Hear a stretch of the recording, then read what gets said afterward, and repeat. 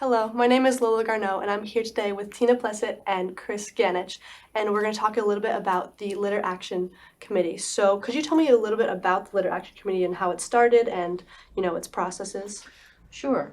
So about a year and a half ago, the committee was formed. We were asked by, at the time, Councilwoman Kate Rogers, now Deputy Supervisor Kate Rogers, to co-chair a newly formed advisory committee. And how it started was Tina, myself, and our friend Barbara DiLorenzo all live in Springs, and we walk a lot. We walk in Maidstone, we walk in Girard, and you can't help but notice litter strewn about. In order to travel, you have to travel 3 Mile Harbor Road, Springs Fireplace Road, and it was obvious that something needed to be done. So we, the three of us, formed a group called the Group Against Garbage. Ninjas. Yeah, ninjas, GAG, G-A-G. And we knew that so many of the people we met picking up trash or our friends felt the same way. Mm-hmm. So from that, Kate asked us if we would co-chair a new committee, the three of us, and we did.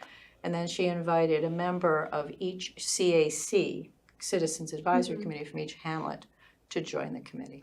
Awesome. So, as this project has just started, what are your goals as it begins to advance? Well, the goal is to make East Hampton litter-free, Mm-hmm. and that was an obvious goal. Yes. The question is, how do we achieve that? Mm-hmm. And so we realized that there are different ways to change behavior, and we had to realize and study how to do this. Because changing behavior, you can do it through shaming, or you can do it through a positive message. And which one works best? We didn't really know. So we did a little bit of a deep dive, and we decided to come up with a direct message, which is don't toss, secure your load, and if you see litter, pick it up. Mm-hmm. And our goal is to raise awareness in order to change behavior and to engage all of the community, all of the stakeholders, and we'll be talking more about the different stakeholders because our community has residents that are here full-time, we have visitors, we have contractors, we have landscapers, and we have businesses. And each one of those entities is producing litter. Of course. So when you do have been, picking up litter and such, do you document when you find? Have you looked into exactly what you have found and studied that? That's such a great question because it talks about metrics. How do you measure? And it's hard. But what we do is we're just observing what we see. For instance, today we picked up a part of Springs Fireplace Road, half mile, going one way, they're going the other way. We picked up 7 full bags of litter. And we estimate about 50% of it has flown off of vehicles because styrofoam, plastic, that sort of thing, landscaping bags. And then the other half, you can clearly, soda cans, beer bottles, caps, cigarette butts by the thousands, food items, food containers, that sort of thing, are clearly tossed. So we don't have the metric yet. We have contemplated weighing, you can weigh bags, but we have not yet done that. Yeah, because I'm not sure if you guys are familiar with, Surfrider. Yes. And so something that I've done a lot with doing beach cleanups with them is they really do, count every single thing. They have a huge list of what it could be, and that's something that, obviously I see you guys are doing as well, and they do weigh it. So, maybe if you guys need to reach out to them, that could be a cool way to see if that's a very good point. We did this year we collaborated with the Aquabotic Protection Committee, CCOM, and Surfrider to show a film at the library called The Story of Plastic, and Jenna was there, and awesome. We have formed a relationship cool. with them. And that's really what it's about, to Tina's point. 7 people can't keep East Hampton clean. Exactly. You really need to form partnerships, and that takes a little time. Yeah, so through, where you've walked and, around your neighborhood and other areas, have you found certain areas of East Hampton to be, zones of, mostly trash. That's really great, and I think Chris should talk to the kinds of trash. He just hinted about the trash on Springs Fireplace Road, but this is where we concentrated, instead of on the metrics of how much, we're looking at what kinds of trash we're finding, because that tells us about the population that we need to address. So talk about Maidstone. You're right. So Maidstone typically is an area, Maidstone Park. There are parking lots, there's the pavilion, and it's a convenient area for people to toss, right? The tosser. So there's a lot, we've collected at one time 70 to 100 beer bottles and cans and caps and food products and that sort of thing. So that is that type of litter is a problem there. On the other hand, major roads such as 27, Springs Fireplace, 114, those roads are highly trafficked. And again, some is tossed, some are secure your loads.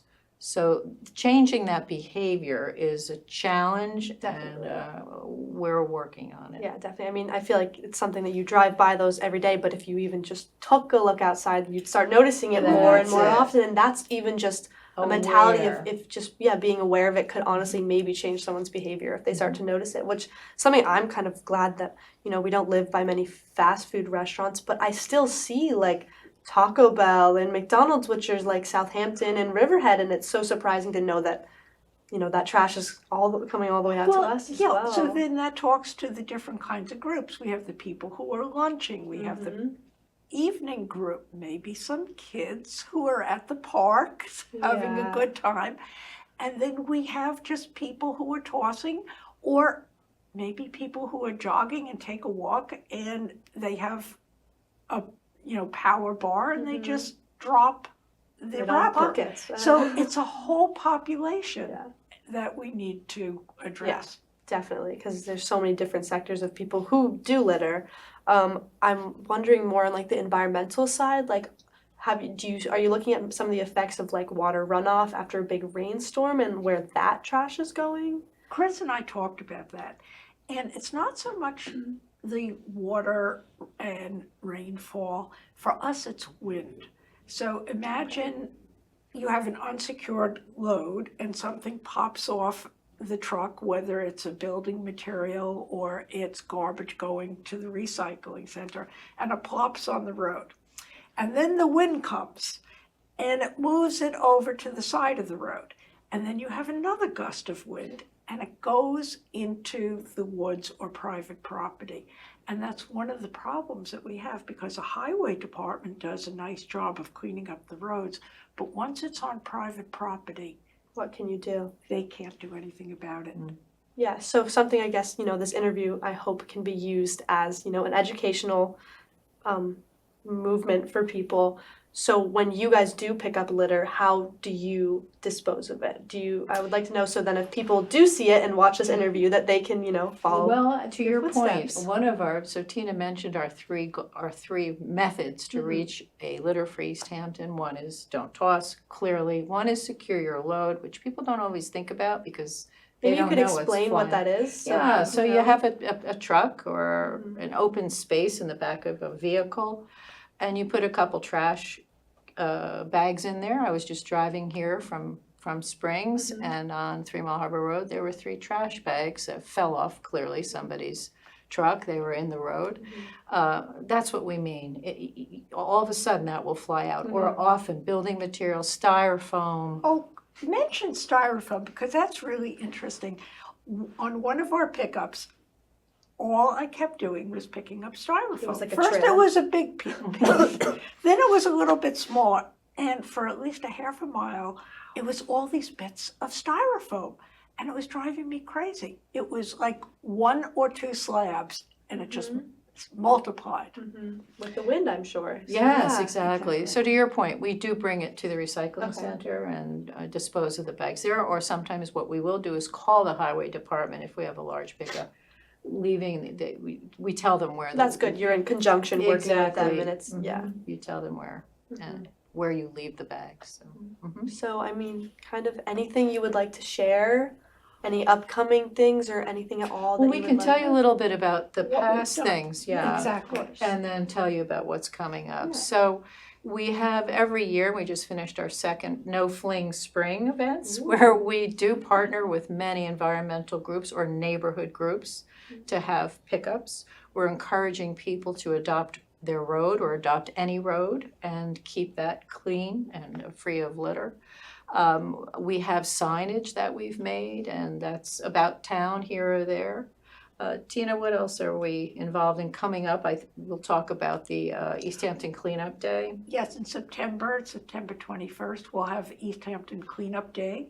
And we try very hard to involve the community. This different CACs, Citizens Advisory Committees, are always great. They come and participate, and they choose their own area. And this year, we really want to work on getting more businesses involved, because they're a big portion of the contribution, definitely. Yeah, well, they That's a very take good out, point. especially places that are take out the parking lot areas, and I think we can partner Yeah, a little bit better. it with definitely them. will take a village to It achieve does this. take It a does village. take a village. It does. And we've been working on Adopt a Road, Mm-hmm. getting more word out about that. We write letters to the editor. We do whatever we can do. Talk about the PSAs, because that's Yeah, the public service announcement last year, there was a competition, a video competition for a public service announcement, and a fifth grader from Spring School won. And it was right here at Yeah, LTV. LTV, they were shown 1 minute, and then he also wrote a script for WLNG, where there was a PSA on the radio. We're going to be working on new spots for the radio and also a new video regarding pickup litter. That's awesome. Mm-hmm. Yeah, it seems like you guys have a Well, good path. Not to put you on the spot, Okay.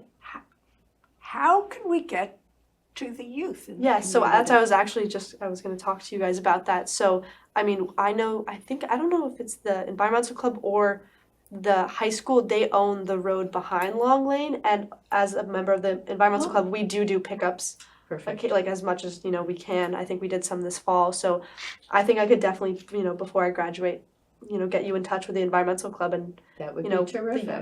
we have done a lot, with the town, and they always are trying to, get the youth involved. So I could definitely, be that Perfect. connect for you guys. Perfect. That would be great. Yeah.